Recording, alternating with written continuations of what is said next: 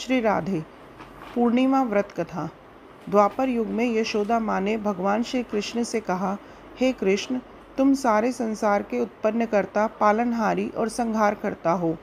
आज मुझे कोई ऐसा व्रत बताओ जिसको करने से मृत्यु लोक में भी स्त्रियों को विधवा होने का भय न रहे। यह व्रत सभी मनुष्यों की मनोकामना पूर्ण करने वाला हो। भगवान श्री कृष्ण कहने लगे, हे माते, तुमने अति सुंदर प्रश्न किया है। मैं तुमसे ऐसे एक व्रत के बारे में विस्तार से बताता हूँ। सौभाग्य की प्राप्ति के लिए स्त्रियों को 32 पूर्णमासी के व्रत करने चाहिए। इस व्रत को करने से स्त्रियों को सौभाग्य की प्राप्ति होती है। यह व्रत अत्यंत सौभाग्य देने वाला और भगवान शिव के प्रति भक्ति को बढ़ाने वाला होता है। यशोदा जी कहने लगी, हे कृष्ण, प्रथम इस व्रत को मृत्यु लोक में किसने किया था? इसके विषय में विस्तार से मुझे बताओ। श्री कृष्ण कहने लगे, इस भूमंडल पर अनेक प्रकार के रत्नों से परिपूर्ण कातिका नाम की एक नगरी थी। वहाँ चंद्रहास नामक राजा राज्य करता था। उसी नगरी में धनेश्वर नाम का एक ब्राह्मण था और उसकी स्त्री अति सुशीला रूपवती थी। दोनों ही उस नगरी में बड़े प्रेम से रहते थे। घर में धन धान्य आदि की कोई कमी नहीं थी, परंतु उनको बहुत बड़ा दुख था कि उनकी कोई संतान नहीं थी। एक समय एक बहुत बड़ा योगी उस नगरी में आया। वह योगी उस ब्राह्मण के घर को छोड़कर अन्य सभी घरों से भिक्षा लेकर भोजन किया करता था। वह रूपवती से कभी भिक्षा नहीं लेता था। एक दिन वह योगी रूपवती से भिक्षा न लेकर किसी अन्य घर से भिक्षा लेकर गंगा किनारे जाकर भिक्षण को प्रेम पूर्वक ग्रहण करने लगा। धनेश्वर ने योगी का यह सब कार्य देख लिया।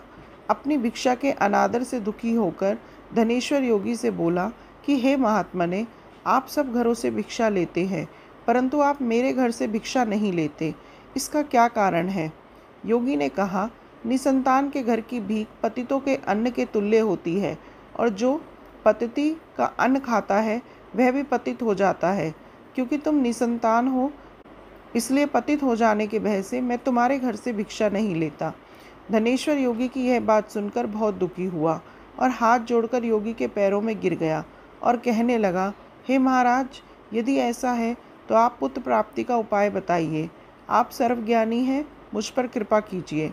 हे भगवान, मेरे घर में धन की कोई कमी नहीं है, परंतु मैं पुत्र ना होने के कारण अत्यंत दुखी हूँ।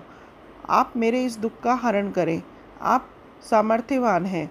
यह सुनकर योगी कहने लगे, हे ब्राह्मण, तुम चंडी की आराधना करो। घर आकर उसने पत्नी से कहा और स्वयं तप करने के लिए वन में चला गया। वन में जाकर उसने चंडी की उपासना की और उपवास किए। चंडी ने 16वें दिन उसको सपने में दर्शन दिया और कहा, हे धनेश्वर, जा, तेरे घर पुत्र होगा, परंतु वह 16 वर्ष की आयु में ही मृत्यु को प्राप्त हो जाएगा। यदि तुम दोनों पति पत्नी 32 पूर्णमासी के व्रत विधि पूर्वक करोगे तो वह दीर्घायु हो जाएगा। जितनी तुम्हारी सामर्थ्य हो, आटे के दिए बनाकर शिवजी भगवान का पूजन करना, परंतु पूर्णमासी के व्रत 32 होने चाहिए। प्रातःकाल होने पर इस स्थान के समीप तुम्हें आम का वृक्ष दिखाई देगा। उस पर चढ़कर तुम एक फल तोड़कर शीघ्र ही अपने घर चले जाना और अपनी पत्नी से सब वेदांत कहना। ऋतु स्नान के पश्चात वह स्वच्छ होकर श्री शंकर भगवान का ध्यान करके उस फल को खा लेगी। शंकर भगवान की कृपा से उसको गर्भ हो जाएगा। जब वह ब्राह्मण प्रातःकाल उठा तो उसने एक स्थान के पास ही आम का वृक्ष देखा, जिस पर एक अत्यंत सुंदर आम का फल लगा हुआ था। उस ब्राह्मण ने उस आम के वृक्ष पर चढ़कर फल को तोड़ने का प्रयत्न किया। कई बार प्रयत्न करने के बाद भी चढ़ना असंभव था। तब उस ब्राह्मण को बहुत चिंता हुई। तब विघ्न विनाशक श्री गणेश भगवान की वंदना करने लगा। हे दयानिधे, अपने भक्तों के विघ्नों का नाश करके उनके मंगल कार्य को करने वाले, दुष्टों का नाश करने वाले, रिद्धि सिद्धि प्रदान करने वाले, आप मुझ पर कृपा करके इतना बल दें कि मैं अपने मनोरथ को पूरा कर सकूं। इस प्रकार गणेश जी की प्रार्थना करने पर उनकी कृपा से धनेश्वर वृक्ष पर चढ़ गया और उसने सुंदर आम के फल को तोड़ लिया। और धनेश्वर ने सोचा, जो वरदान से फल मिला था वे यही है और कई फल तो दिखाई नहीं दे रहा। उस धनेश्वर ब्राह्मण ने जल्दी से घर जाकर अपनी पत्नी को वह फल दे दिया और उसकी पत्नी ने अपने पति के कहे अनुसार उस फल को खा लिया और वह गर्भवती हो गई। देवी जी की असीम कृपा से उसको एक अत्यंत सुंदर पुत्र उत्पन्न हुआ, जिसका नाम उन्होंने देवीदास रखा। माता पिता के हर्ष और शोक के साथ एक बालक शुक्ल पक्ष के चंद्रमा की भांति वह बालक अपने पिता के घर में बड़ा होने लगा। भवानी की कृपा से वह बालक बहुत ही सुंदर, सुशील, विद्या पढ़ने में बहुत ही निपुण हो गया। दुर्गा जी की आज्ञा अनुसार उसकी माँ ने 32 पूर्णमासी का व्रत रखना आरंभ कर दिया, जिससे उसका पुत्र बड़ी आयु वाला हो जाए। 16वां वर्ष लगते ही देवीदास के माता पिता को बड़ी चिंता हो गई कि कहीं उनके पुत्र की इस वर्ष मृत्यु न हो जाए। इसलिए उन्होंने अपने मन में विचार किया कि यदि यह दुर्घटना उनके सामने हो गई तो वो कैसे सहन करेंगे। इसलिए उन्होंने देवीदास के मामा को बुलाया और कहा, हमारी एक बहुत बड़ी इच्छा है कि देवीदास 1 वर्ष तक काशी में जाकर विद्या अध्ययन करे। उसको अकेले भी नहीं छोड़ना चाहिए, इसलिए साथ में तुम चले जाओ और 1 वर्ष के पश्चात इसको वापस ले आना। सब चीज़ की तैयारी करके उसके माता पिता ने काशी जाने के लिए देवीदास को एक घोड़े पर बिठाकर उसके मामा के साथ भेज दिया। परंतु यह बात उसके मामा या किसी और को नहीं बताई। धनेश्वर तथा उसकी पत्नी ने अपने पुत्र की मंगल कामना और दीर्घायु के लिए भगवती दुर्गा से आराधना और पूर्णमासी का व्रत करना आरंभ कर दिया।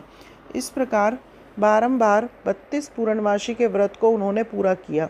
कुछ समय पश्चात एक दिन वह मामा और भांजे मार्ग में रात बिताने के लिए किसी गांव में ठहरे हुए थे। उस दिन उस गांव में ब्राह्मण की अत्यंत सुंदर, सुशील और गुणवती कन्या का विवाह होने वाला था।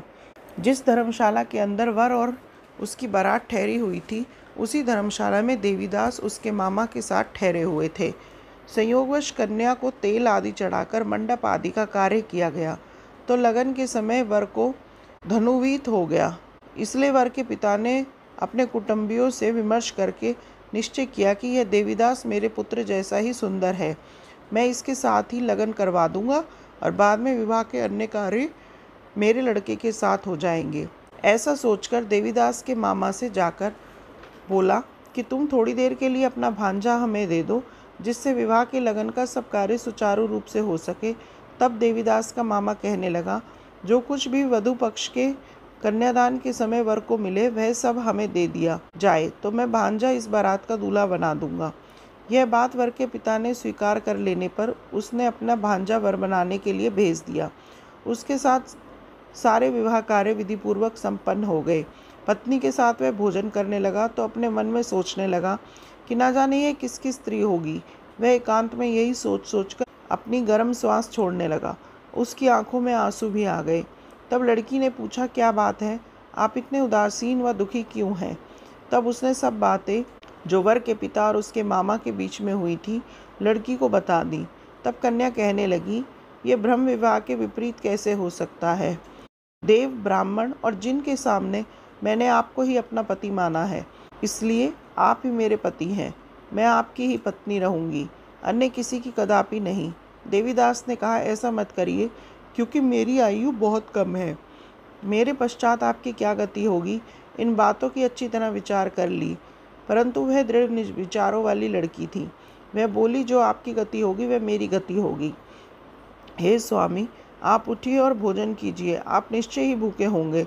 तब देवीदास और उसकी पत्नी ने भोजन किया तथा शेष रात्रि वे सोते रहे। प्रातःकाल देवीदास ने अपनी पत्नी को 3 नागों से जुड़ी हुई एक अंगूठी दी, एक रुमाल दिया और बोले, हे प्रिया, इसे लो और संकेत समझकर स्थिति रचित हो जाओ। मेरे मरण और जीवन जानने के लिए एक पुष्टि वाटिका बना लो। उसमें सुगंधी वाली एक नवमालिका लगाओ और उसको प्रतिदिन जल से सींचा करो और आनंद के साथ खेलो कूदो और उत्सव मनाओ। जिस समय और जिस दिन मेरा प्राणांत होगा यह फूल सूख जाएंगे और जब यह फिर से हरे हो जाए तो समझ लेना मैं जीवित हूँ। यह बात निश्चय करके समझ लेना, इससे कोई भी संशय नहीं है। इतना कहकर देवीदास वहाँ से चला गया। प्रातःकाल होते ही वहाँ पर गाजे बाजे बजने लगे और जिस समय विवाह कार्य समाप्त करने के लिए वर तथा सभी बाराती मंडप में आए तो कन्या ने वर को भली प्रकार से देखकर अपने पिता से कहा कि यह मेरे पति नहीं है। मेरा पति वही है जिसके साथ रात्रि में मेरा पानी ग्रहण हुआ था। इसके साथ मेरा विवाह नहीं हुआ। यदि यह वही पुरुष है तो बताए कि मैंने इसको क्या दिया। वधू पक्ष और कन्या पक्ष कन्यादान के समय जो आभूषण आदि दिए गए थे वह दिखाए तथा रात में क्या गुप्त बातें मैंने इनसे कही वह सब सुनाए। पिता ने उसके कहे अनुसार वर को बुलाया। कन्या की यह सब बातें सुनकर वह कहने लगे, मैं कुछ भी नहीं जानता।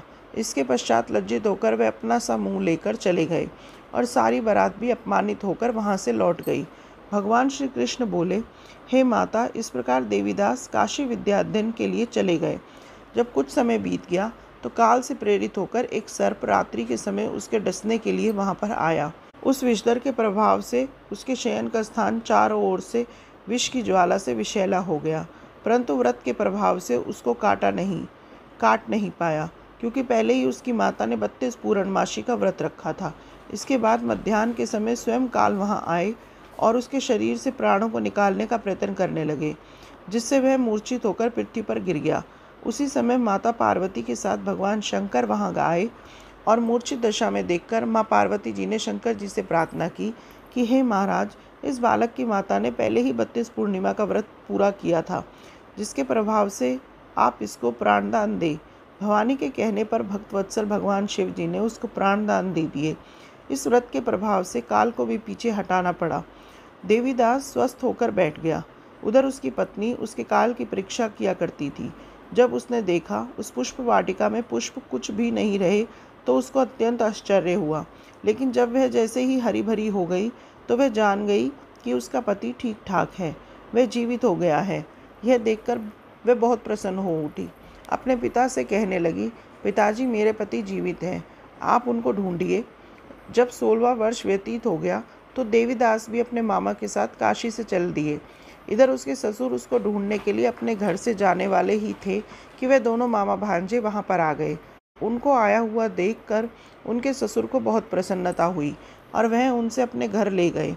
उस समय नगर के निवासी भी वहां इकट्ठे हो गए। सबने निश्चय किया कि अवश्य ही इस बालक के साथ कन्या का विवाह हुआ था। उस बालक को कन्या ने जब देखा तो पहचान लिया कि ये तो वही हैं जो संकेत करके गए थे। तब सब कहने लगे, भला हुआ यह आ गया, और सब नगरवासियों ने आनंद मनाया। कुछ दिन बाद देवीदास ने अपनी पत्नी और मामा के साथ अपने ससुर के घर से बहुत सारे उपहार लेकर अपने माता पिता के घर की तरफ प्रस्थान किया। जब वह अपने गांव के निकट पहुंच गया तो कई लोगों ने उसे देखकर उसके माता पिता को पहले ही खबर दे दी कि तुम्हारा पुत्र देवीदास अपनी पत्नी और मामा के सहित आ रहा है। ऐसा समाचार सुनकर माता पिता को विश्वास नहीं हुआ, परंतु जब और लोगों ने भी आकर यही बात बताई तो उनको बड़ा आश्चर्य हुआ। लेकिन थोड़ी देर में देवीदास ने आकर अपने माता पिता के चरणों में अपना सर रखकर प्रणाम किया और उसकी पत्नी ने अपने सास ससुर के चरणों को स्पर्श किया तो माता पिता ने अपने पुत्र और पुत्रवधू को हृदय से लगा लिया और दोनों ही आंखों में प्रेम अश्रु बहले चले। अपने पुत्र और पुत्रवधू को आने की खुशी में धनेश्वर ने बड़े ही भारी उत्सव किया और ब्राह्मणों को दान दक्षिणा देकर प्रसन्न किया।